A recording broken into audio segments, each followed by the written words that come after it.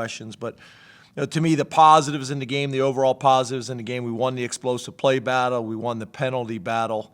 We tied the turnover battle. So when obviously when you win or tie those, you got a chance to be successful. I thought we were very resilient during the game for a lot of different reasons, which I'll let you guys get into. I thought our mentality and our physical and mental toughness was really good. I thought our overall effort, the effort we played with, and the will to win was really good. Opportunities for growth, I think we can be better. Situational awareness on offense and defense, specifically when it comes to third down. I think we got to be better in our wrap tackling. There's times where we're throwing shoulders, and the better ball carriers we face are going to keep their balance and come out of some of those tackles. So we got to wrap more consistently, but not only wrap more consistently from a tackling perspective, but the more shoulders that we throw, the more likely you're going to get calls for targeting because of head-to-head contact when you throw shoulders. So we want to make sure that we're getting that cleaned up. We got to protect the football. That's ball security, high and tight. That's decision making. We got to continue to emphasize that. And then turnover opportunities we got to capitalize on. So when we get an opportunity to get a turnover, we got to capitalize. Our guys have done a great job of investing and getting on the jugs machine and full speed scoop and scores and things like that in practice. We got to continue to do that because they are game-changing plays, could be season-changing plays. So we want to make sure that we're doing everything we possibly can to capitalize on those opportunities. And we talk about Villanova. First of all, one of the things I think is a tremendous statement is we got 1,500 tickets left for this game. It would make a tremendous statement to be able to sell this game out and really go for a sellout for the entire season. I talked about a few weeks ago starting a sellout streak here at Penn State. I think that'd be very, very important for a number of reasons. But I think that's pretty cool, and we're very appreciative of that.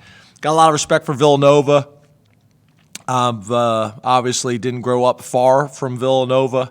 Mark Ferrante I've known forever. I'm a big fan of Mark's. He's been on the staff there, I think, for 34 years, which is crazy. Fifth year as the head coach. And then obviously you look at their staff. They've done some really good things. Right now they're undefeated. They're 3-0. If you talk about returning starters, they got 20 returning starters. You look at their history playing FBS opponents. You're talking about beating Temple in 2018. 2017, they lost to Temple 13-16. Villanova lost to Connecticut by 5 in 2015, and they took Syracuse, I think, to overtime in 2014. So this is a team that's won a national championship. This is a team that's played these type of opponents really tough. So we have to be prepared. And then you just look at this year. And this is a long list, but I'm going to go through it. You look at this list, Tulsa losing to UC Davis, UNLV losing to Eastern Washington, Colorado State losing to South Dakota State, UConn losing to Holy Cross, Washington losing to Montana, ranked Washington losing to Montana, Vanderbilt to East Tennessee State, Ohio losing to Duquesne, Florida State losing to Jacksonville State, Texas State losing to UIW, Arizona losing to Northern Arizona this past weekend, FIU losing to Jackson State. Jackson State's having a heck of a year. New Mexico State losing to Tarleton State. Western Kentucky losing to Central Arkansas. And then even other games. You look at Central Michigan's win last week. So we got to be prepared. Got a lot of respect for their program and their university as a whole. They've made it to the playoffs 13 times. They won a national championship. They're currently ranked number 11 in 1AA. So got a ton of respect for them. I think Coach Ferrante does a great job. On offense, I really like what they do schematically. We've been very impressed with them. I think Chris Bowden does a really good job for them as the offensive coordinator. Ola Adams as their defensive coordinator, a guy I've been tracking for a long time. I think he went to DeMatha High School. Is doing a really good job with their defense and has been for the last couple of years. He's got an interesting resume. And then their special teams guy, Ross Pennypacker's been doing it for a while as well. So got a lot of respect for this club. We got to have a great practice today. We got to have a great week of preparation and make sure that we are preparing consistently week in and week out up to our standards. So open up the questions. We'll start with Greg Pickle, Blue White Illustrated, and then we'll go to Mark Brennan. I really appreciate this speaker here. It's so much better. Thank you. Hi, Coach. How are you? Good. How are you? I'm doing well, thank you. I'm just curious about what have you learned the most about your team in 3 weeks, and which players have you seen really step up between preseason camp and now? Yeah, I think like I've stated, I think, our mental and physical toughness, our will to win, our ability to play complementary football are probably the biggest things that jump out to me. I think the crowd and the support that we have gotten has factored in both of our home games. I think it's great to have college football back the way we expect it to be back in Happy Valley. I think all those things have been tremendous. It's amazing how many emails and text messages I have gotten. When you talk about guys that maybe are standing out, that's always a tricky question. But obviously, Brisker is doing some really good things. I think Ellis Brooks is doing some really good things. Those two guys, I think, are playing at a really high level. And the two other guys that probably jump out to me at this point is P.J. Mustipher. Three guys: P.J. Mustipher, Jesse Laquetta, and A.K. Arnold Ebiketie. So those are the guys that probably jump out to me the most on the defensive side of the ball. And then obviously the way Sean played last week, I thought he should have been the Big Ten Offensive Player of the Week based on his numbers as well as the opponent. Playing a ranked opponent. I thought he should have been the Big Ten Player of the Week, but I know I'm biased. I think the way our O-line is protecting right now, obviously our tight end group and what Jahan Dotson has been able to do, those guys are probably the people that jump out. You could make arguments for a number of others, but those are the people that probably jump out to me the most. And then I think our special teams. When you talk about kickoff coverage, when you talk about punt coverage, those things I think jump out from a field position standpoint as well on special teams. Mark Brennan, Lions 247 with Fight on State, and then we'll go to Ben Jones. Hey, thanks for your time today, James. Hey, Mark. Hey, was that the most recruiting visitors you've ever had on the sideline for a game before the game? And how do you go about handling that logistically, you and your staff, given all the things that are kind of in play now? Appreciate it. Yeah, I'm not sure, Mark. We haven't talked about that as a staff. I think it's probably similar to other whiteouts in the past, but it probably was close.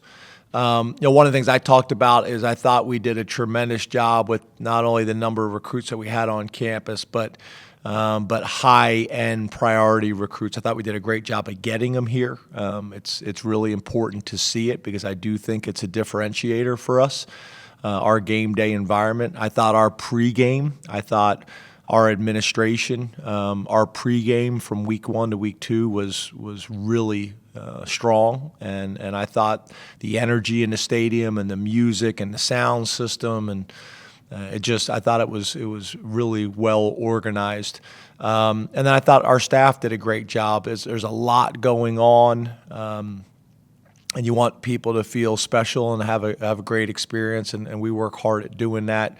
But there's a lot of moving parts to it, so I think some of the expanded staff has helped with that.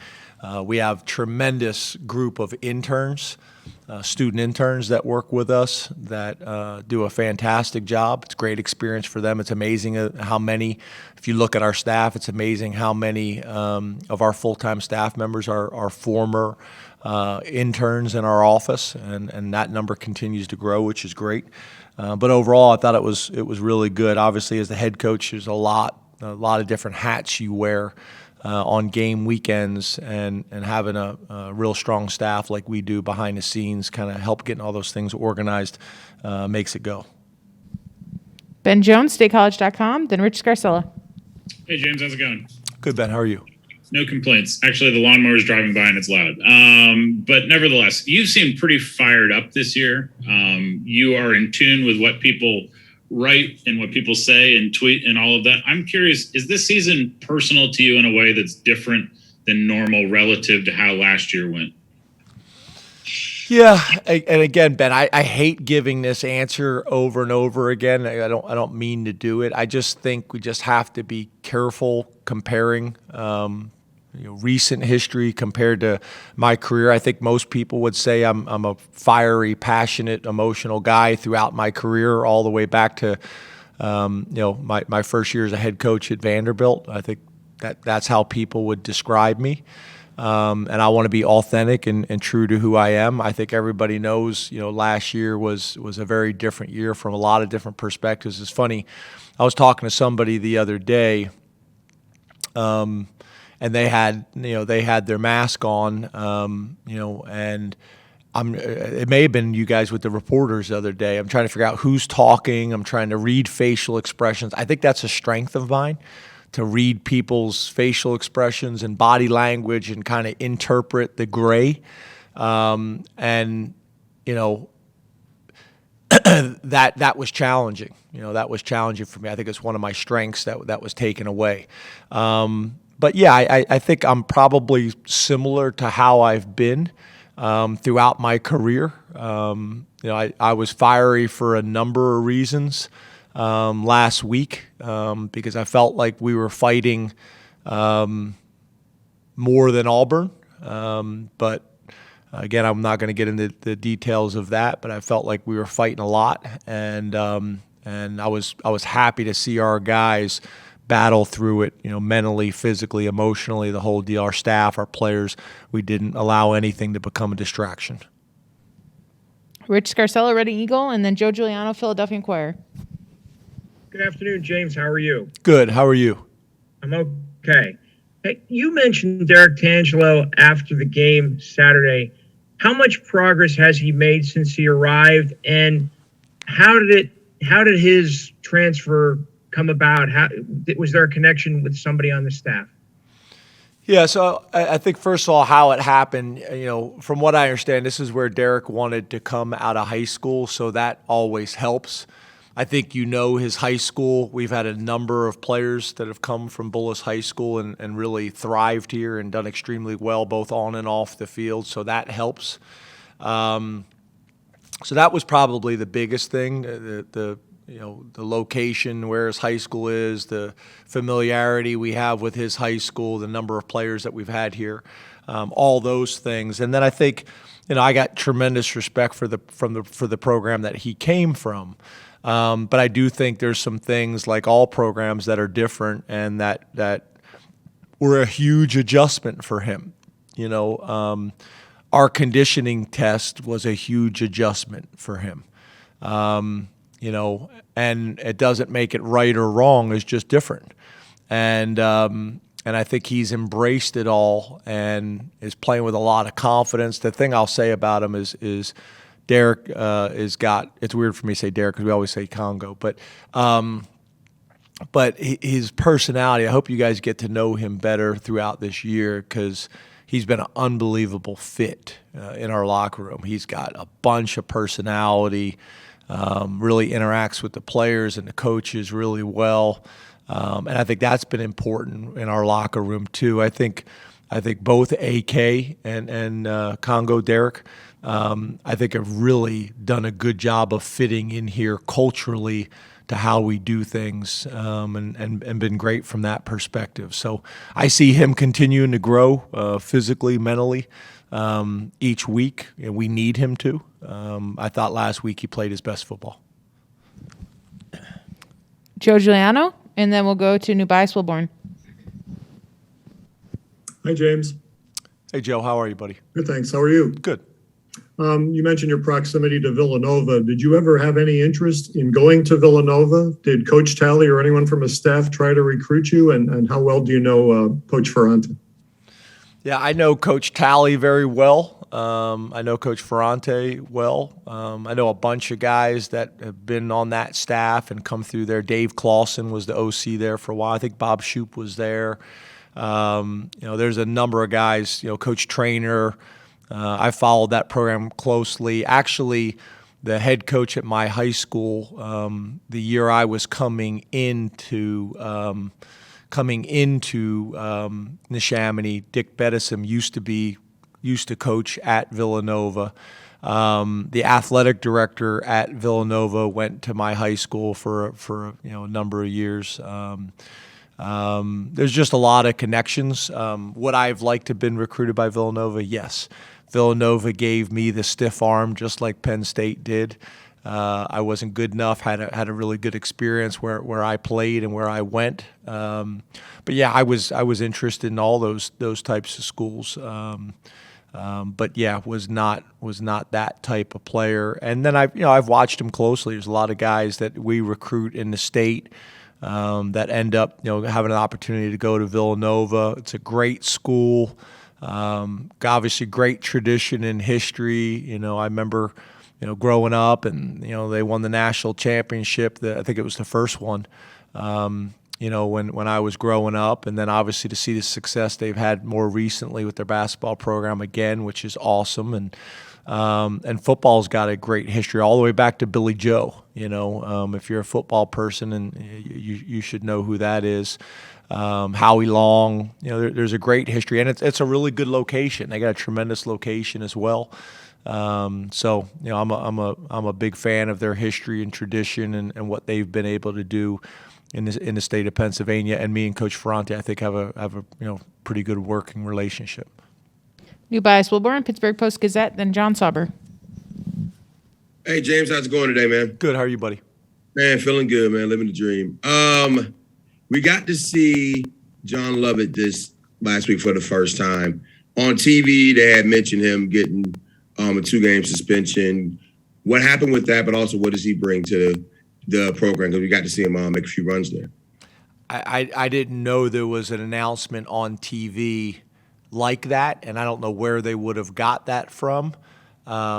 I'm glad you mentioned that. We're going to check to see if that was stated, because no one has stated that to me. First time I'm hearing that. So yeah, I'm not sure to how to even address that, because I don't know where that's coming from or what. But we're glad to have John playing, and think his role will continue to grow. But I was not aware that was said on TV. Yeah, during the broadcast. And they said a disciplinary action. And who said that? I can't remember which broadcaster, but it was during the ABC broadcast. Okay. John Sauber, Center Daily Times, and Elton Hayes.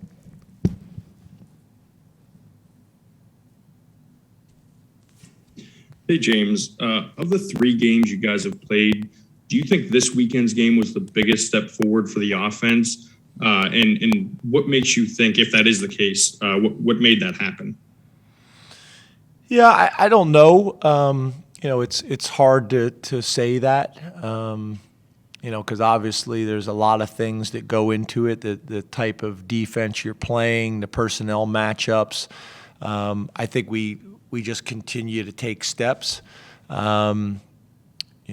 I think week 1 we took a step on the road at Wisconsin, tough environment. One of the better defenses traditionally, one of the most respected defensive coordinators. From what I understand, he got offered the Green Bay Packers defensive coordinator position. So obviously the guy does a good job.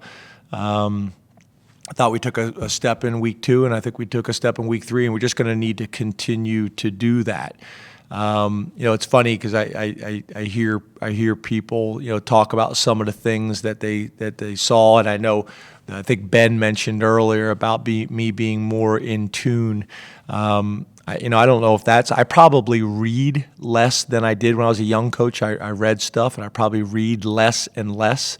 There's things that Chris will give me a heads up on, or Greg Kincaid will give me a heads up on different things. But I probably read less than I ever have. We also have figured out how to mute things and get rid of things on Twitter, so I don't get those things coming to me as much. Early on, I used to block people. I didn't understand that until the media went to the president of the university and complained. That was a while ago. That was interesting as well. But I probably read less than ever. So I don't know if it's necessarily the way it's described, but I just think we continue to take strides and steps in the right direction. And whether that appeared to be a bigger step in week 3, I don't know if I would describe it that way. But I do think we're doing some good things. I do think we're gaining confidence. Obviously, Sean played at a high level. When your quarterback plays at a high level, it opens everything up for you. I still think we got to take some strides in the running game. I think we can be better in the running game and have the ability to be better in the running game. But overall, I'm pleased with where we're at as a team, most importantly. But I just think it's time invested, right? Coach Pry's been with me for a long time, and us working together and complementing each other in how we practice and how we prepare, and then the same thing now with Coach Yursich. Each week we're together. I get a better feel for him. He gets a better feel for me, how we want to operate, how we communicate on game day, all those types of things. So, it's hard for me to say. I just think we're trying to take a step each day and each week and getting better. Elton Hayes, CNHI Pennsylvania, and then Mike Gross. Hey, James, how are you doing this afternoon? Good, Elton. How are you, buddy? I'm doing well, thank you. Hey, after the game, I had a chance to speak with Jaquan Brisker and kind of talk to him about Jair development. The two guys kind of shared the same path in getting to Penn State. Now they're playing in the secondary together back there at safety. Wanted to ask you how you've kind of seen Jair develop this year and what growth you've noticed from him 3 games into the season. Yeah, I think, last year he was able to play and have a role. Obviously, his confidence in year 2 is very different. I'm hoping he's going to have an opportunity to be in a similar situation that Jaquan is in next year. Is really, I'm hoping that's how it plays out for him. We'll see. There's a lot of football still to be played and a lot of decisions to be made. But I continue to see him grow in his confidence, in his fundamentals and techniques, in his physicality in the run game, and then his ability to play the ball in the air. He's just doing a lot of things well right now. I think Jaquan Brisker's experience here and his growth here, I think he's learning kind of from Jaquan, because Jaquan's a year ahead of him. I think those things have been helpful for Tig. I think, to your point, they have a lot of similarities in their backgrounds and how they got here. I think that Lackawanna has done a tremendous job. Coach Duda's done a tremendous job there, and these guys, are prepared and ready to compete at a high level. And everybody's journey is different, but those guys have come in here and really taken it to a whole nother level, and I'm proud of them. But I think they've been, in a lot of ways, a support system for each other.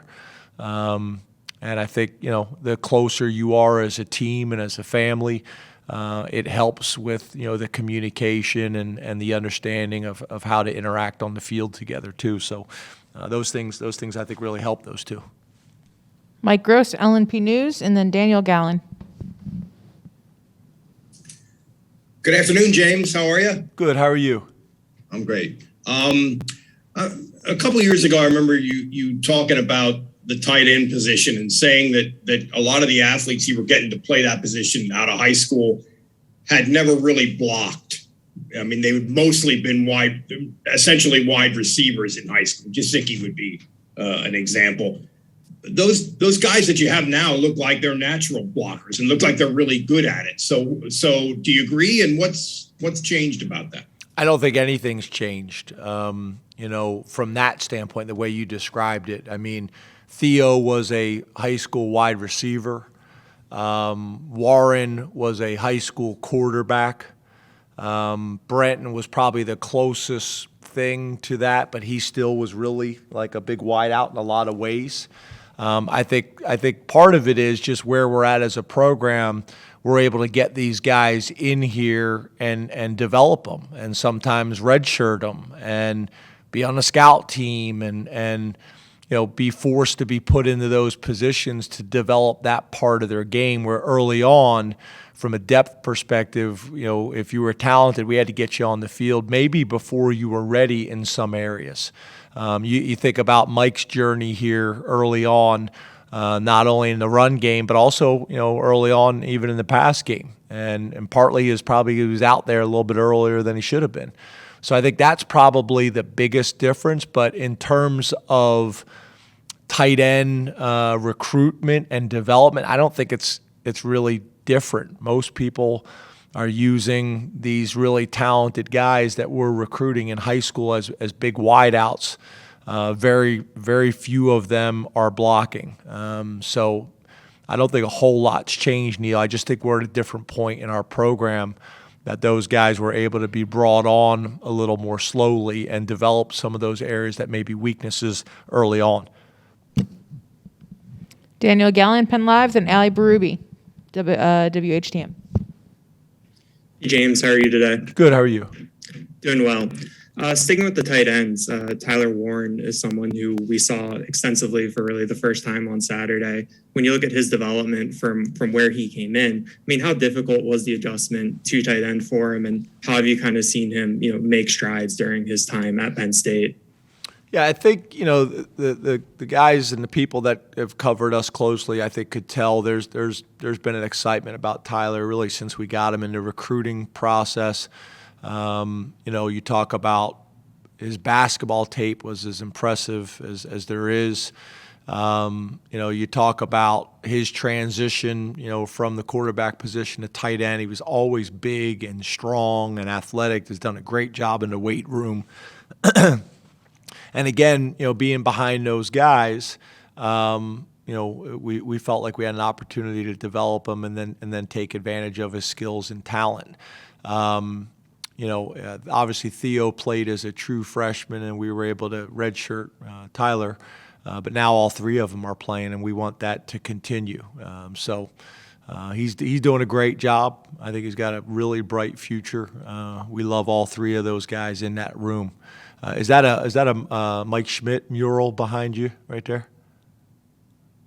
Very, very nice. Very nice. You're muted. Very nice. Ali Berube, ABC 27, and then John Petishnock. Hey, James, how are you doing? Good, Ali. How are you? Good. I'm going to try and avoid that Twitter block. It sounds brutal.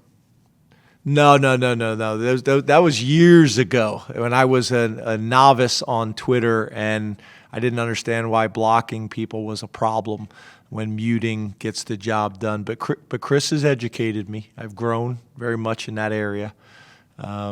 So, yeah, you don't have to worry about that. All right. Appreciate it. Sean Clifford for a few years has talked about his own confidence and his abilities and what he brings to the team. And I feel like maybe he's proving that, especially against Auburn, a ranked opponent, and what he was able to do. Do you see a new Sean Clifford under Mike Yursich? Do you see him stepping into this role and kind of earning everyone else's confidence? Yeah. Again, I don't necessarily see it that way. Again, I've said this before. I mean, 2 years ago, Sean won 11 games. We won the Cotton Bowl, a New Year's Six bowl game. Did some really good things. Coming in the last year was viewed as one of the top quarterbacks in the Big Ten and one of the top quarterbacks in the country. And my view of him never really changed. Obviously, there's ups and downs and twists and turns in everybody's career. But this is the Sean Clifford that I've always expected and anticipated. John Petishnock and then Nate Bauer. Hey, good afternoon, James. How are you doing today? Good, John. How are you? I'm doing well, thanks. Hey, my bad if you've talked about this before, but with adding the blue lights in the tunnel, what dynamic does that add for you and hopefully for the team as you're making your way to the field before kickoff? Yeah, I wouldn't say a whole lot. I think a couple things, that shot, that you get, whether it's ESPN or ABC or, whatever it may be, or even just for our Jumbotron, just to kind of clean up those images a little bit. We painted that whole area and as you described, the lighting and things like that. We just want to make sure that everything we do, we're presenting Penn State in a way that everybody looks at and says, you know what, that's first class and that's sharp and that's impressive.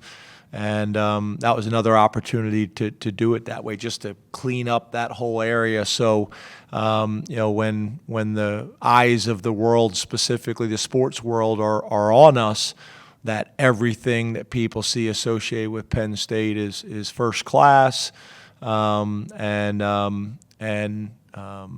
creative, and fun, and represents our brand the right way. And I feel like that does right now. I think for our players, it's a very short walk, but I think they feel it too. They sense it as well. We want a first class product. We want to make sure that we're treating everybody in a first class way on the front end, and I think we probably have more alignment with those types of things than we've ever had. Nate Bauer, then Tyler Donahue. Hey, James, how are you? Good, Nate. How are you, man? I'm good. Hey, I apologize if this comes out discombobulated, but when you try to put your team in stressful situations in practice, right, situational football, do you typically see a correlation between a success-failure rate in practice that translates over to the game? Like, is that a direct correlation? And then also, is that just from what you were talking about at the top about mettle and will to win, are those qualities that you see in individual players that branch out to the team, that become a team thing, or does it grow organically within a team? Yeah, so I think it's a combination of all those things. I think it starts with the players on your team and the leadership that you have, and how do your leaders embrace winter workouts? How do your leaders embrace tough workouts right before summer camp? How do your leaders and your staff embrace and promote the training camp and the practices? Are you sore? Yeah, everybody's sore. So are you going to spend time and energy complaining about it, or are you going to embrace this as part of the process to get better and grow? I think developing mental and physical toughness, the way the game has changed and the rules have changed, are probably more important than ever. And then when it comes to situational football, I think that's why we try to make it as realistic as possible. Instead of coming up with some arbitrary time and score, we try to use legitimate examples of things that we have experienced. Hopefully that our team has experienced. So take a 4-minute situation, take a 2-minute situation, take an overtime situation that we've experienced before. Sometimes we'll even show them, the TV copy of it, those types of things. So I think when you do that, it has a chance to be more meaningful. It also is a great opportunity for us as a staff to have discussions the next day in a staff meeting of how we handled it, what would we do different, and why. So there's a lot of reasons, but yeah, I think obviously the more you do 2-minute in practice, and everybody finds how we have to operate to be successful in it, the more comfortable you're going to be doing it on Saturday. So we try to do that, with all these situations as much as we can. Tyler Donahue, Lions 247, and then our last question will go to Dave Eckert. Hope you're doing well. Good. How are you, Tyler? I'm great. I know Lovett was just addressed, but broadcast aside, what did he do behind the scenes to have him ready to roll in a crucial moment? Your staff clearly was willing to trust him in the fourth quarter there. Well, you got to remember, he's played a lot of football. You're talking about a senior who's played a lot of football. we've been excited about him since we got him. We recruited him out of high school, so there's history there as well. And you're talking about a mature, productive football player, and he's an intelligent guy. He's been able to learn the system and the protections and all those types of things. So we have felt that way all along. It was just finding the right time and place to use him. And hopefully that role will continue to grow as the season goes on. Last question to Dave Eckert, Blue White Illustrated. Hi, James. Hey, Dave. How are you? I'm good. How you doing? Good. And Chris, just so you know, I got a couple things I want to cover here at the end. Just kind of following up on that, I think the vast majority of John's usage came in passing situations when you guys threw the ball. Is that something that you see continuing with John, or do you think that might change situationally for you guys? Thanks. Yeah, these questions like this are hard for me to respond to because I always think about how the opponent is gonna listen to the answers. If I tell you that John is going to be used in the passing game, I don't understand how that serves us to answer that question that way. But we think John has the ability to help us in the run game and the pass game. It just depends on the flow of the game and what's working at the time and what do we have on our call sheet next to attack the defense. But we want to stay away from players that are this guy's going to run the ball, this guy's going to pass the ball. Sometimes that happens because where a guy is in his development, you have to do it that way, but you'd prefer not to whenever possible. Just to kind of go over a couple things that did come up in the game that I want to discuss, not from a critical standpoint, but I've done some of my own homework in making sure that we understood some of these things. So I did want to kind of address, how we interpreted some of these things that kind of happened during the game. The one was the intentional grounding penalty that led to the loss of downs, which I think was already addressed publicly with a statement. From the way I understand, kind of reading the rule book, talking to other people that study the game and interpret the game, you have to be under duress to get intentional grounding from the pocket.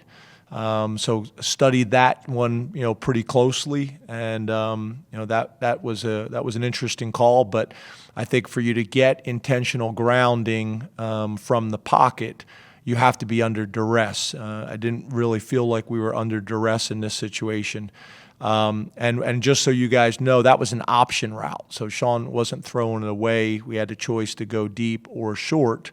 And he thought the receiver was going to go deep. So I would have agreed with that call if we were in a situation where he was under duress. So that was one I just wanted to kind of talk about, make sure we're all on the same page, with some of these things. The other one, we ran a fake punt on 4th and 1 in punting situations and kicking situations. It is illegal to have the center covered in kicking situations. And looking at that play and studying that play and interpreting that play, I don't think you can cover the center on those plays. So obviously, without somebody over the center, I think we would have been in a much more positive situation there. A couple other things that came up. There was another intentional grounding called, said that they left the pocket. Again, interpreting the rules and trying to learn from what happens in games and educate my staff and educate myself.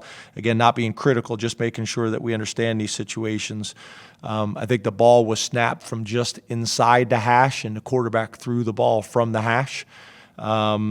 So I would not interpret that as outside of the pocket. I thought, I guess the last one I would say, is Brandon Smith got called for a hit out of bounds, and I thought, again, going back and watching that tape, there's one thing to disagree with something, during the game. It's another thing to go back and look at some of these things. And I thought Brandon was trying to pull up and hold the player up. That one, I guess, could go either way. But again, I think if you're trying to pull up on the sideline after running full speed, that's challenging. So I just want to make sure that our staff is interpreting these things the right way. It's one thing to have a feeling during the game about how a certain play plays out. It's another to go back and watch the tape and make sure that we understand the rules correctly and that we're teaching the rules correctly with our team. So I did want to address some of those because obviously there was a bunch of questions about that after the game. It was difficult for me to answer them after the game because I hadn't watched the tape.